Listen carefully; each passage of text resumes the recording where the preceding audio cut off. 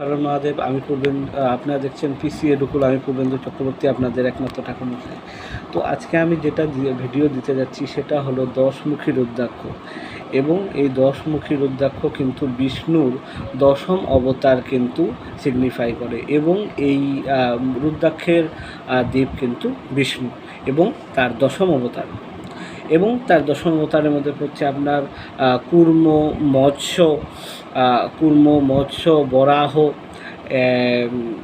নরসিংহ, বামন, পরশুরাম, রামচন্দ্র, কৃষ্ণ, ভগবান শ্রীকৃষ্ণ, বুদ্ধ এবং অন্তিম যে আছে সেটা হলো কল্কি অবতার।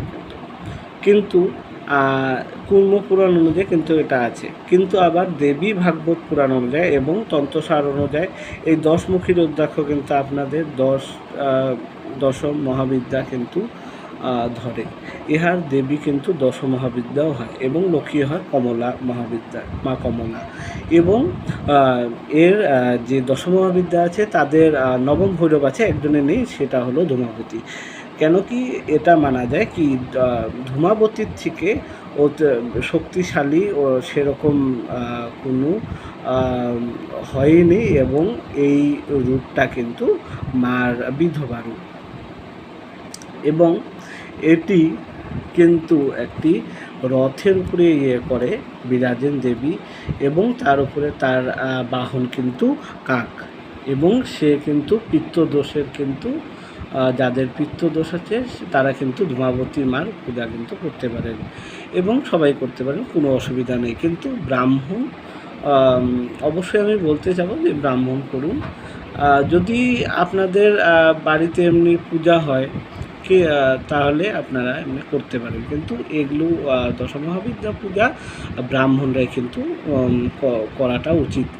এবং এক্সপার্ট যারা ধরুন আগের থেকে করে আসছে, যারা আগের থেকে করে আসছে এবং যারা জানে তাদেরকে কিন্তু করতে হয়। এবং যাদের অভিজ্ঞতা ছাড়া কিন্তু এই দশমহাবিদ্যা পূজা কিন্তু করা যায় না। এবং আরেকটা কথা আমি বলতে চাই যে এই দশমুখী রুদ্রাক্ষ করলে কী হয়। এই 10মুখী রুদ্রাক্ষ করলে কিন্তু আপনাদের ভূতের ভয় কাটে। ভূত, পিশাচ, বেতাল, ব্রহ্মদত্ত পর্যন্ত কিন্তু এই 10মুখী রুদ্রাক্ষ কিন্তু বাঁচায়। এবং যাদের পিত্তদোষ আছে বা কালসর্প দোষ আছে তারাও কিন্তু এটা করতে পারেন, বা যে কোনো গ্রহদোষের কে খণ্ডানোর জন্য কিন্তু এই 10মুখী রুদ্রাক্ষ পরা হয়। এই 10মুখী রুদ্রাক্ষ কিন্তু আপনাদের ভিতরে যে মানসিক শান্তি যেটা আছে সেটা কিন্তু ফিরে আনবে। এবং